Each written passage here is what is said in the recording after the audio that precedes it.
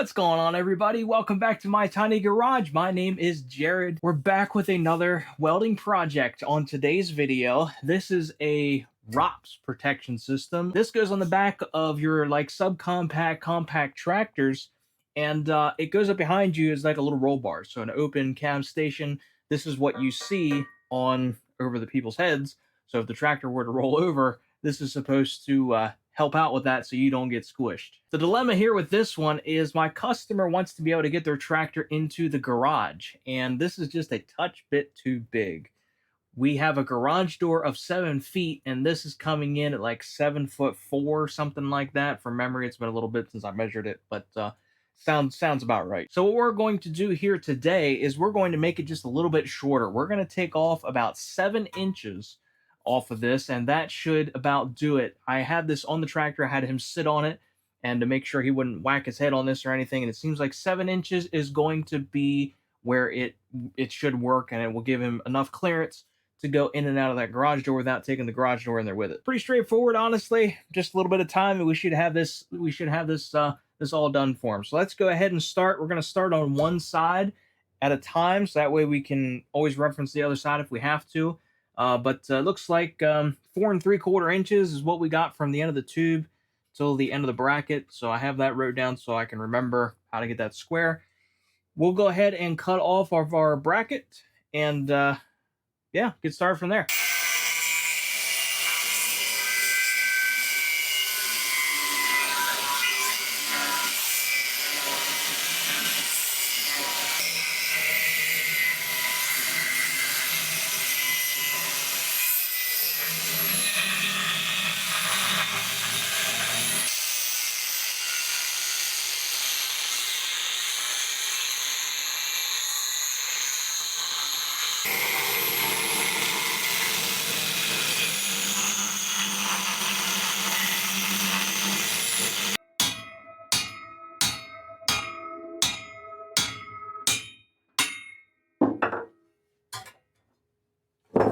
With our bracket now cut off, we should be ready to measure 7 inches. Take a little paint marker,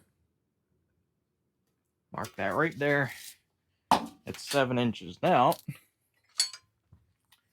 I would like to think that we can just use a square to take this line the whole way around. So we're going to try it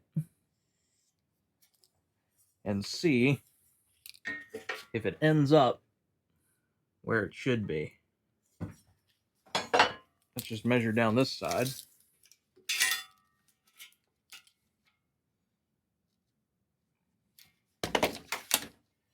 And see how we did.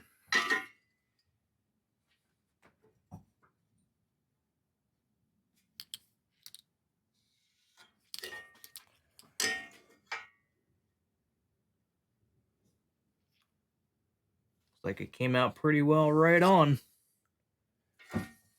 Yep. That's good. The underside.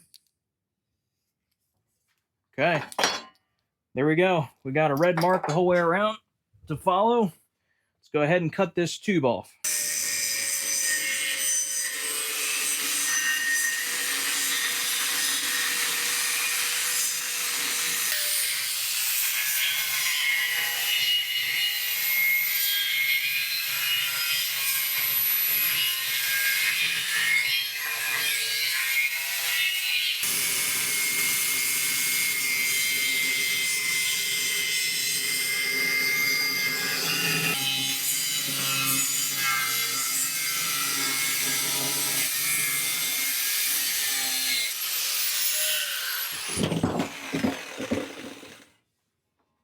So I got this thing all clamped up. We have 4 3/4 inches from the end of the main tube to the end here. So that should be pretty good. Everything looks pretty tight. Got it clamped both directions. I think we'll get set up here to weld, and we'll put some weld down on this thing.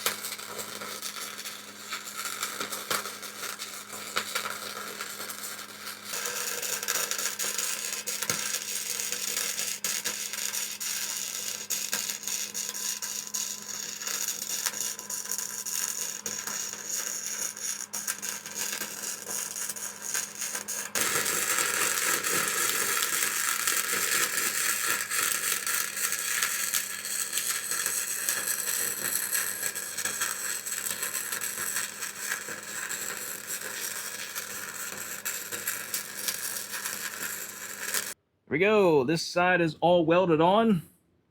Welds didn't turn out too half bad there. Pretty nice, I believe. Okay, so with that, we are going to flip this around, and we're going to cut off those other brackets and get them ready to weld on, and then weld them on as well.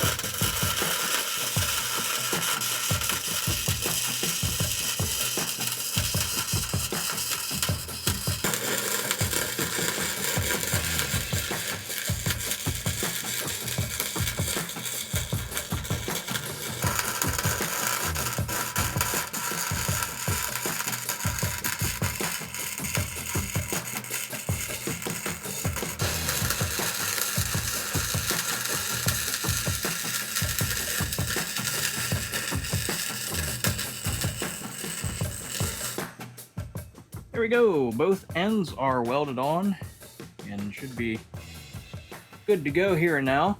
So I guess the next thing that we're going to do, we're going to let this thing cool down for just a minute, and then I'm going to take the sanding disc around and take off all the little beads that the welder likes to spit out. I'll see if I can show you those here. Look like that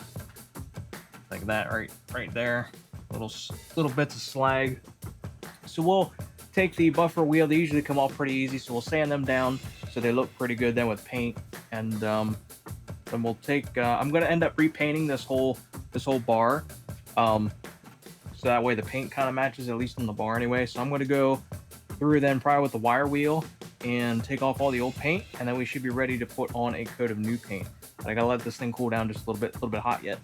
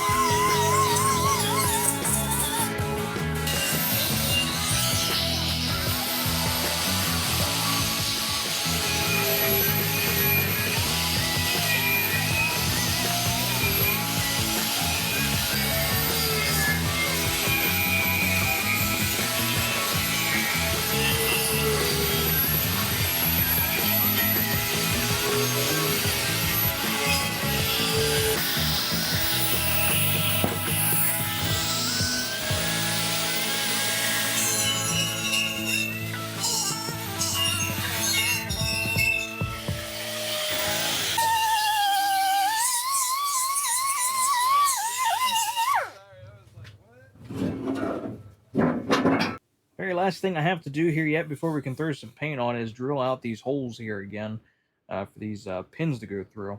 So I went ahead and take a center punch and got the hole marked, and we should be hopefully ready to drill this out.